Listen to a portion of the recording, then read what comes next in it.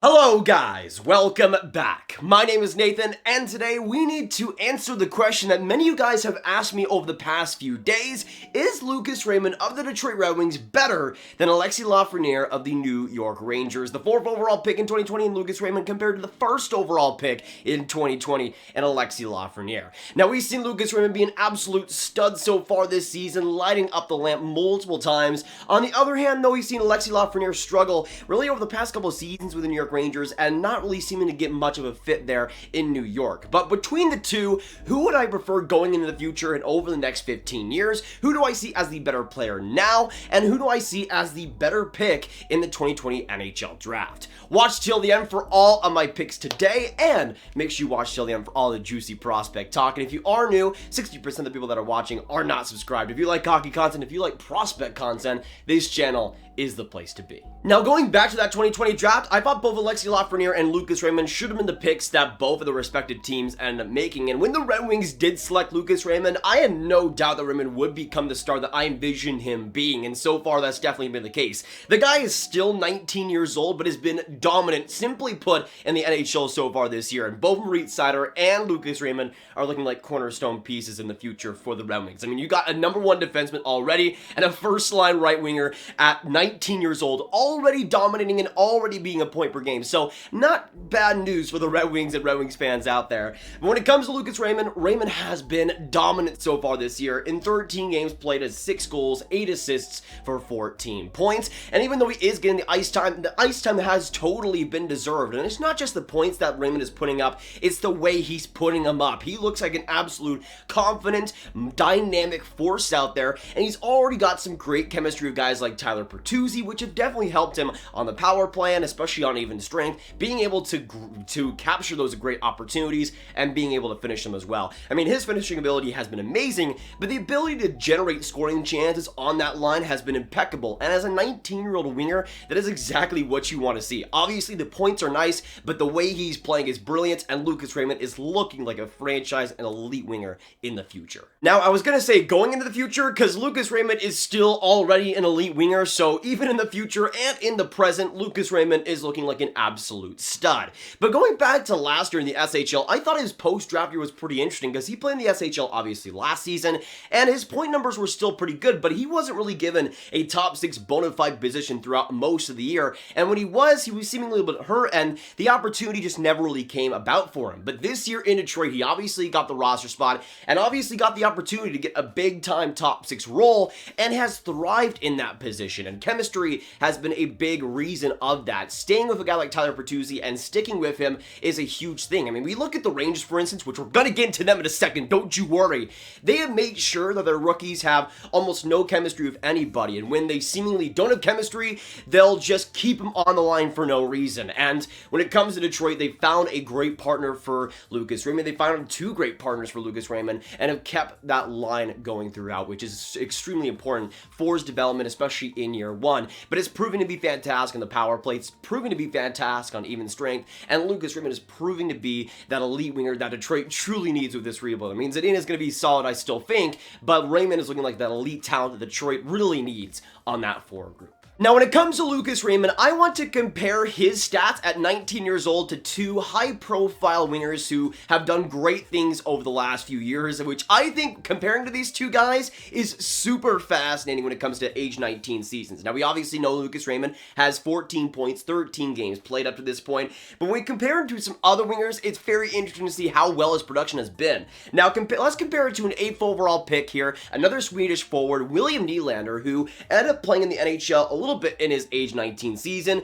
but with the Leafs in that 2016 season, even though it was obviously their terrible year, he ended up getting 13 points in 22 games played. Compared that to Lucas Raymond, who was above a point per game at age 19. But an even more interesting comparison, in my opinion, comes with David Pastrnak of the Boston Bruins, who ended up playing his post-draft year in the NHL as well as an age 19 season. And in his age 19 season, his second year in the NHL, he got 26 points in 51 games played. played, and obviously Pastrnak is one of the best wingers in the NHL right now, one of the best European wingers and European players in the NHL right now.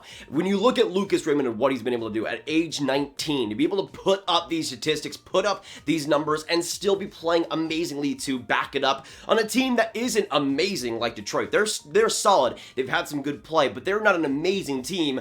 To be able to do what Lucas Raymond has done is simply exceptional, and he's playing like, again, that top 3, top 4 talent pick that I always knew he could end up being. And that's not even comparing Moritz Seider, who compares to guys like Cale Makar, Heiskanen, and Hughes in terms of great 20-year-old seasons. So it's not just Lucas Raymond doing amazing, it's also Moritz Seider. So again, if you're a Red Wings fan, if you're not excited, change that right now, or else I will find you and I will give you a stern talking to. Okay, now we can go to Alexis Lafreniere, who, I've been talking about Lucas Raymond just being amazing and playing well on the ice time and having great chemistry. Think about the opposite of that in every single way, and then you get Alexis Lafreniere. Oh, and also the great handling of Lucas Raymond in Detroit. The opposite of that has happened with the New York Rangers. Now, Gerard Gallant is a great coach, still in my opinion, and the Rangers are a winning team right now. Obviously, it seems like for the Rangers, they have basically skipped the rebuild short and are in full winning mode now, which is fine. But with guys like Kaapo Kakko and Alexis Lafreniere specifically, it's been a detriment to their play. Just a couple of days ago, Alexis Lafreniere was demoted to the fourth line, played in the fourth line in the last game, and obviously put up fourth line results, not really doing too much. And so far this season, Alexis Lafreniere has 3 goals, 1 assist, 4 points in 12 games played. And again, with that fourth line play, his average ice time is also down, but he's about 14 minutes on average ice time compared to Lucas Raymond, who has about 16 minutes. But Alexis Lafreniere has pretty much been stapled to that second power play, whereas Lucas Raymond has gotten full opportunities on that first line power play and actual shooting opportunities, which is not exactly what guys like Kaapo Kakko and Alexis Lafreniere can say for themselves. But when it comes to Alexis Lafreniere, you compare the stats and you compare the play. Alexis Lafreniere has 4 points this season. Lucas Raymond has 6 goals. And when you just say it like that, I just get immediately more depressed about the New York Rangers' mishandling of their top prospects. A first overall pick as good as Alexis Lafreniere to be this disappointing and to be this mishandled should honestly be should be shameful for the New York Rangers organization. And here's the worst part. I can't even really blame Gerard Gallant for demoting him, right? Because I could say here, oh, Lafreniere's a first overall pick, but let's be honest, Lafreniere's not played like a first overall pick. He hasn't been good, and it seems like even this year, even though he has had a few goals this season, he hasn't really been that substantially better than he was last year. He's kind of just been okay on both sides of the ice, and as a first overall pick, you need to be better, but at the same time, you need to be put in a position to actually succeed. He was on that top 6 with Zibanejad and Kreider for a couple of games, and they were fantastic together, and then he was demoted for practically no reason, and then demoted again on top of that to the fourth line. I mean, if Lucas Raymond was on the Rangers, obviously with the way Lucas Raymond is playing, I think he would have done better than Lafreniere, but if he was put in the same position to be on the fourth line after like 10 games, would Raymond even be close to a top 3 Calder candidate? I don't think so. If Moritz Seider and Lucas Raymond were on the Rangers, I feel like it would be the exact same situation. If Lafreniere and Kakko were on the Red Wings, I think it would be so much better for both of their careers. It's just a different point of view from both of these franchises on how to develop prospects, and we've seen one team obviously and defiantly win that battle. It's been Detroit, and the Rangers have practically been left in the dust. Even though they might have more wins, they were on a rebuild. They were on a rebuild and decided to rush it and cut it short after last season. And to me, that was just a failure. I feel like for the Rangers at least, making that 2020 bubble and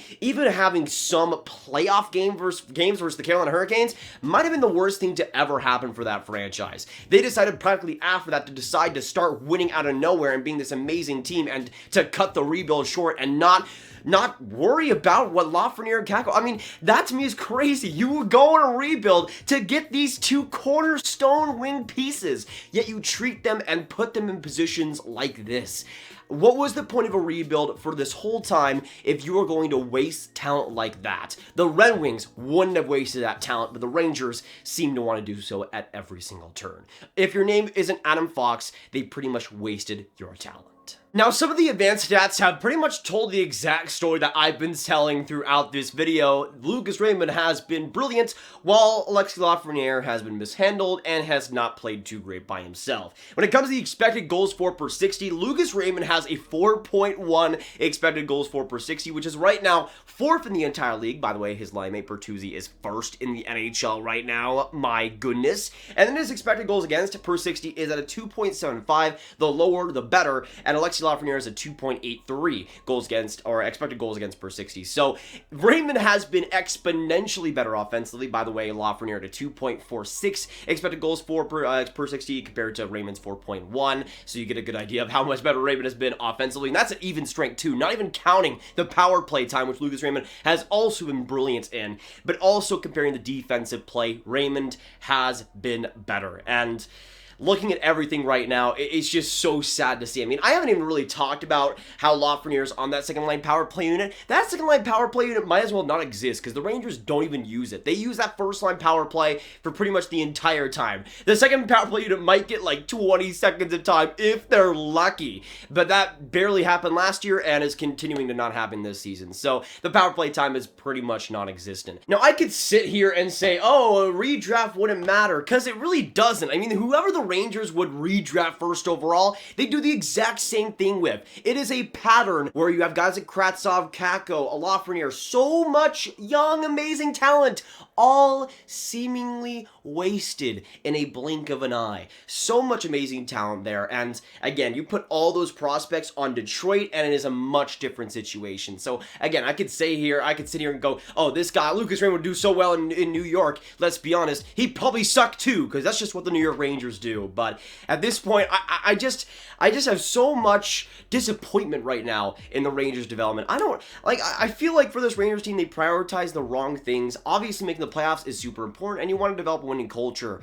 but you can't rebuild and skip out on the most important part of the rebuild, which is your young, up-and-coming players, and just seemingly forget about them. If the Rangers didn't have Adam Fox, which thank the goodness gracious they do, they would be a disaster right now, an absolute disaster. He is the one guy that's panned out exactly as planned. I mean, just jerking is also in the way, but he was pretty much a full product before he came into North America. Up to this point right now, I think Lucas Raymond is the better player, and with the Rangers development scheme and how they've been developing these players, I have little doubt right now that Lucas Raymond will likely end up the better player, because that's just how the Red Wings do things. That's how they're able to work it. That's how Steve Yzerman does his business. And with the New York Rangers, it just seems like Lafreniere is not going to be able to pan out as we expected, and Lucas Raymond will likely be the better player. I hate even saying that right now, because again, it is still early, but with the way these guys have been handled, I think Lucas Raymond is going to be in the position to truly succeed,